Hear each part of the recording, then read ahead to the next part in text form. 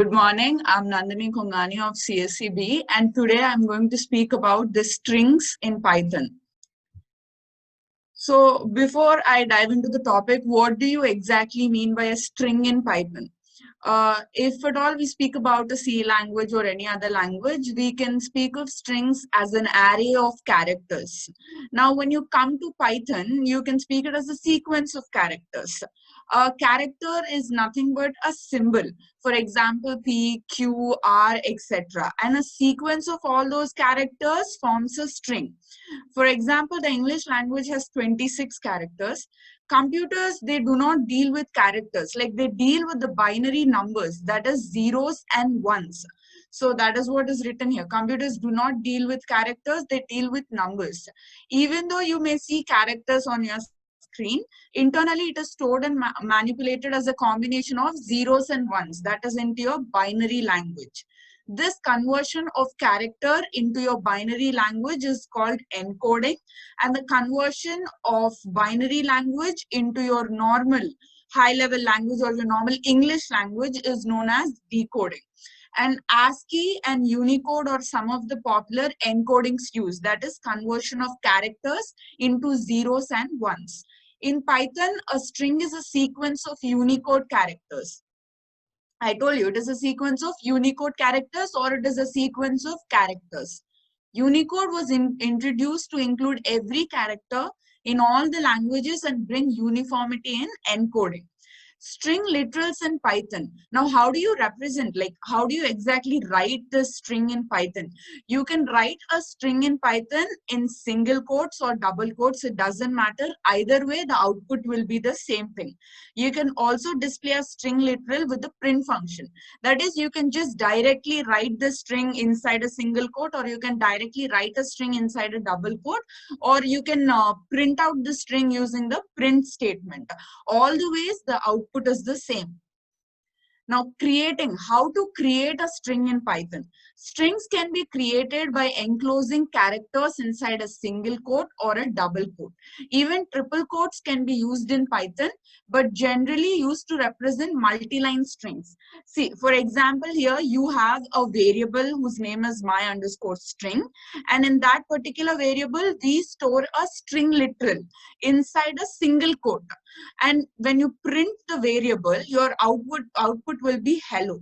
Now again, the same variable, when you store the string inside a double quote and you print out that string, the output will be the same. Like even if you use a single quote or double quote or triple quotes, either ways the output will be the same. But we use triple quotes in order to extend our whatever we write inside this triple quotes into multiple lines. For example, over here, hello, welcome to the world of Python. We have written the sentence in 2 lines. And in such a case, you can use triple quotes which support multi-line writings. So when you print out this my string, you can see here that hello, welcome to the world of Python has been printed in 2 separate lines. So when you want to print anything in 2 separate lines or in multiple lines, then you have to use triple quotes. Next, string formatting in Python. Like, what do you mean by string formatting? It is making few changes to the string so that when you want to add some special attributes to your sentence inside the single quote or double quotes, the meaning of the string doesn't change or the output doesn't give you an error. Escape sequences. When you speak about string formatting in Python, we speak about specially escape sequences. If we want to print a text like he said, comma, what's there? Like over here, if you see, he said, comma, what's there is inside double quote. Like if you print this entire statement inside double quotes, you will get an error because inside a double quote, again, there is a double quote. So for example, if you start your double quotes over here, then your ending of the double quotes will be specified over here. Like that's what the computer will recognize your end to be. But your intention is to end the double quotes here. Like inside a double quote, you're double quoting again, which will cause an error. In such a case, escape sequences will come into play. Like we can neither use single quotes nor double quotes. This will result in a syntax error as the text itself contains both single and double quotes. One way to get around this problem is to use triple quotes. You can use triple quotes, like whenever you want to include a statement in which there is a double quote already, instead of using double quotes or single quotes to represent your string, you can use triple quotes. So that'll make the job easier. Like for example, over here, triple quotes, comma, he said, comma, what's there is inside double quotes. In this case, there is no syntax error because you're representing the whole string in the form of triple quotes inside which there is double quotes. So the syntax error will not be there. Instead, this will be the output. Or another way to do so is to, if there are double quotes inside a statement, then write the whole statement inside single quotes. Now that will also not cause any error. Or you can use escape sequences. That is, just before a single quote, add a backslash. Now, when you add a backslash, which is an escape sequence, it will just not consider this single quote. So that will not hinder the process of giving an output. Like he said, what's there, as you want, like inside a double quote, a single quote, or inside a single quote, a double quote.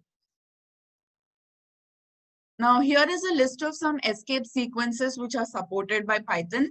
/A gives you a bell or alert sound. /B means backspace.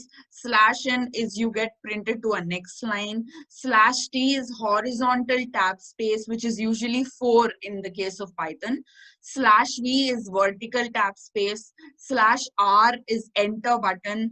/X is character X. // is display single slash. So like, you know, whenever you want to remove something, then just use a backslash. You do not want to consider it, use a backslash. That is all about escape sequence characters. Now, accessing characters in a string. Now, it is similar to that of accessing, you know, the elements of an array, because a string is an array of characters or a sequence of characters. We can access individual characters using indexing and a range of characters using slicing. So basically, there are two ways in which you can access characters in a string. The one is by directly specifying the index of the particular character. The second one is about slicing a string, which you will see on later. Now, Python also allows indexing for its negative indexing for its sequence. Like when you start from the start, it is 0, 1, 2, 3. But when you come in the reverse order in a string, it'll start from -1, -2, and so on. So that means Python will also allow you to negative index your string. The index of -1 refers to the last item. That is, when you start from the reverse order, the indexing will be in negative terms. When you start from the straight order, like the actual order, the indexing will be from 0, 1, 2, and so on. Now, for example, str, it is a variable in which you're storing programmers, a string literal. Now, when you want to print str, what will get printed? Your programmers, whatever you have stored will get printed. Now, if you want to access p from this particular string you have mentioned, then you will just mention the index of p, which is 0. So, str of 0 will give you p, as you can see in the output. str of -1, as I told you, the negative indexing will start in the reverse order. That is, z will have -1, I will have -2, m will have -3, and so on. But when you start your indexing in the actual order, then p will have 0, r will have 1, and so on. So whenever you want to print the last character, you can just print str of -1, which will give you z. Now, slicing operation can be performed like, for example, if you want to print a particular order of characters. For example, 1 is to 5. Now, one thing to remember about slicing is that when you mentioned 1 is to 5, then your 5 is exclusive. That is, it'll get printed from 1, 2, 3, and 4. Your fifth character or your fifth element will not get printed. That is, 1 is inclusive and 5 is exclusive. So when you start from 1 to 4, it is 0, 1. R will get printed. O is 2, so O will get printed. G is 3, so G will get printed. R is 4, so R will get printed. So Roger will get printed. Now slicing sixth to second last character. Second last, when you speak about the second last, it's nothing but -1 and -2 is your I. Again, -2 is exclusive. That is from 5 to -2. -2 matlab it'll get printed till -3. So 0, 1, 2, 3, 4, 5, your A will get printed and your 6, M will get printed. Again, it's -2. -2 is exclusive. So I will not get printed. Now, Python string operations. Now, whenever you speak about strings in Python, there are few operations which we can perform on the strings, which we'll see later on in this PPT. So the first thing is the length of the string.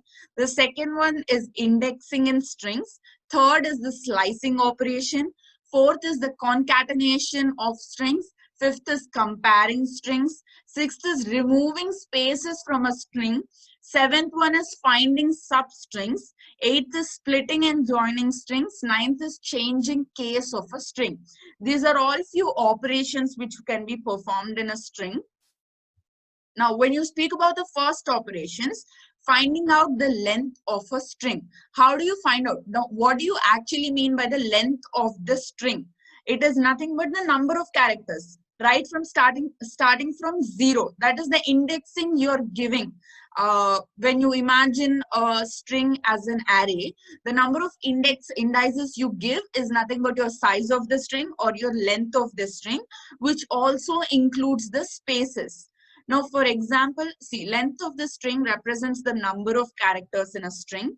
To know the length of a string, we can use the len function. This is the function which is used to know the length of the string. This is already a built-in function in Python. You do not need to write a separate code for this. This function gives the number of characters, including spaces in the string. For example, if you have str is equal to core space Python, then if you say n is a variable which will store the length of the string, and when you print n, your output will be 11, because it's nothing but 0, 1, 2, 3, 4, 5, 6, 7, 8, 9, 10. That is your indices. Your space, your size of the string will be your number of indices plus 1. That is 10 plus 1, which is equal to 11. That is nothing but your length of the string, the total number of characters. The one important point to remember here is that you also count space. Spaces are inclusive when you find the length of a string, if at all there are spaces in the provided string. So len is the function which is used to know the length of the string. The second one is indexing in strings. As we spoke earlier, indexing of a string is used to, access the elements from a string or access the characters from a string. For example, index represents the position number. We know, like indexing starts from 0 to so on, or when you come in the reverse order, it'll start from -1. By specifying the position number through an index, we can refer to the individual elements of a string. For example, str of 0 refers to the 0th element of the string, and str of 1 represents to the first element of the string. Like, for suppose you have programmers. Now str, which you've stored in str, then str of 0 will refer to p. Str of 1 will refer to r. So that's how it is. Str of I, if you have a very infinite length string, str of I is used to represent the ith element of the string. When we use index as a negative number, it refers to elements in the reverse order. Like we have seen negative indexing. When you come in the reverse order of a string, it'll start from -1, -2, and so on. Like if you want to represent the last element, or if you want to print out the last element, then you start from str of -1. So that'll give you the last element of the string you have mentioned as the output. Third thing is slicing the strings. That is, if you want to print only a part of the string, as we've seen earlier. Slicing can be best visualized by considering the index to be between the elements as shown below. If we want to access a range, we need the index that will slice the portion of the string. Here is a clear representation of indexing. For example, here we have programmers. When you start in the straight order, it is 0 to 9. But when you start in the reverse order, it is -1 to -9. If we try to access an index out of the range or use numbers other than integers, we will get errors. Because if you print str of 10, that is index out of range, it'll give you an index error. Or for suppose if you print str of -10, that index is not specified or it is not there in your string, so it'll give you an index out of range order.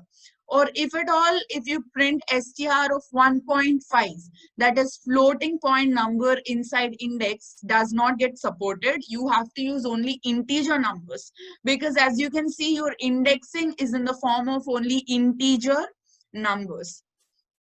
For example, here you have printed my string of 15.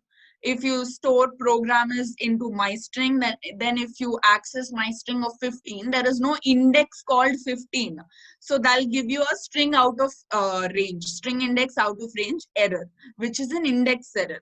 Or if you string my string of 1.5, 1.5 is not the way of representing index in any string. Floating point numbers cannot represent the index of a string. That is one particular point which I'm trying to show over here. So I'll give you a type error. String indices must be integers. This is a point to remember. All the string indices must only be in the form of integers. Floating point numbers will not support to be the indices of any string. Now, fourth is the concatenation of strings. We can use plus on strings to attach a string at the end of another string. Now, for suppose you want to join two strings, you do not need to write any complex code in Python. You can do it by just specifying a plus symbol in between them. That is, this arithmetic symbol can also be used. It has an extended meaning. That means this particular plus operator has an extended meaning in the case of strings as well. So all that you need to do when you want to join two strings is add a plus operator in between them. For example, here you have S1 is equal to core and S2 is equal to Python. Now, if you want to join both of them, declare another variable and say S1 plus S2. That's it. You can concatenate two strings together just by specifying a plus symbol in between them. Now, next is comparing strings. Now, we can use the relational operators like greater than or equal to, less than or equal to, not equal to, or equal to operators to compare two strings. Like in the case of integers or in the case of floating point numbers. Just like that, in the case of strings also, you can use your relational operators in order to compare two strings. What do they return? Like relational operators, they always return Boolean values as an output. Like if that particular condition is getting satisfied, they return true as your output. If that isn't getting satisfied, then it'll return false as an output, depending on the strings being compared. Example, S1 is equal to box and S2 is equal to boy. Now, an important point to remember here, see, if S1 is equal to S2, print both are same. Else you have to print not same. This code returns not same or the strings are not same. One important point to remember over here is that it will not check the length of the string and return as per that. For suppose if you check here, length of S1 is 3, length of S2 is also 3, but it will check each character and return if all the characters are same in both the strings or not. According to the character checking, this is box and this is boy. So both are not obviously same, and that is why it'll return not same as an output. Now, when you want to check if the length of the strings are same, you just have to specify if length of S1 is equal to length of S2, then both are same because both the lengths are 3. In that case, both are same will be printed in your output box. Now, removing spaces from a string, that is the sixth operation which is performed on strings. A space is also considered as a character inside a string. As I told you, we've talked about this in length of a string as well. They consider spaces also as characters. Sometimes the unnecessary spaces in a string will lead to wrong results. For example, a person typed his name Mukesh. Observe two spaces at the end of the string. instead of typing Mukesh, like he had a space mentioned at both the ends instead of typing Mukesh, like this. If we compare these two strings using is equal to operator as the relational operator we have talked about, Mukesh is equal to Mukesh. If at all this condition satisfies, then you have to print welcome, else print name not found. The output will be name not found, because in the case of a string, whenever you are comparing two strings, your spaces mentioned will also make a difference. That is both of them. If in this particular name there are two spaces, then if you are comparing with another with the same name which doesn't have spaces, then they both are not equal. So in the case of a string, whenever you measure the length of a string, also spaces are included in it. Hence, such spaces should be removed from the strings before they are compared. This is possible using rstrip, which is a function which will remove unnecessary spaces, or lstrip, which both of them, like rstrip, lstrip, and strip methods, are used to remove the unnecessary spaces from a string. The rstrip method removes the spaces which are at the right side of the string. The lstrip method removes spaces which are at the left side of the string. And strip method removes spaces from both the sides of the string. They are usually used to remove the spaces from a string. These methods do not remove spaces which are in the middle of the string. Now, if there is a space in the middle of the string, that all these rstrip, lstrip, or strip method, they do not remove the spaces which are in the middle of the string. They'll just remove the spaces which are on the right, which are on the left, and on the both sides. Finding substrings. The find function, rfind function, index function, rindex function. Instead of calling functions, we call them methods, because in the case of a Python, everything is object oriented, which you will know. You can also call them functions or you can call them methods, doesn't matter, are useful to locate substrings in a string. These are the few methods which are used to locate substrings inside a string. These methods return the location of the first occurrence of the substring inside the main string. The find and index methods search for the substring from the beginning of the main string, whereas the rfind and the rindex methods, they search for the substrings from right to left, that is in backward order. The find method returns -1 if the substring is not found in the main string. The index method returns value error, exception if the substring is not found. The format of find method is main string. Like this is how you represent substring, comma, beginning, comma, ending. If at all you want to search where is the substring, you use this method, main string dot find. Splitting and joining the strings. The split method is used to break a string into pieces. Like if you want to break a string into different pieces, or if you want to separate the characters, you use the split method. These pieces are returned as a list. Like whenever you say dot split to any of the string, for example, my str dot split, then all the pieces will be returned in the form of a list that is inside square brackets in your output. For example, to break the string str where a comma is found, we can write str dot split. Inside split, you have to specify your comma wherever you want to break the pieces. In the following example, we are cutting the string str wherever a comma is found. The resultant string is stored in str1, which is a list.str. So 1, 2, 3, and 4 str. Like in the form of a list, we get the output. Now, for suppose str is equal to 1, comma 2, comma 3, comma 4. Then you put it as str1 is equals to str dot split. Wherever there is a comma, you want to split. So inside split, you specify the comma. And you have to print str1.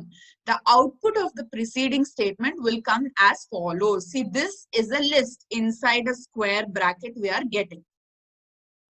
In the following example, we are taking a list comprising 4 strings and we are joining them using a colon between them. Now, for example, str is equals to this thing. Now sep is equals to colon. Now you're separating. str1 is equal to sep dot join str. Print str1. The output of the preceding statement, you join all of them. Apple, colon, guava, colon, grapes, colon, mango. So you're joining all of them using a colon. In that case, you use the method called join. If you want to split, if you want to separate all of them, you use the method called split, dot split and dot join.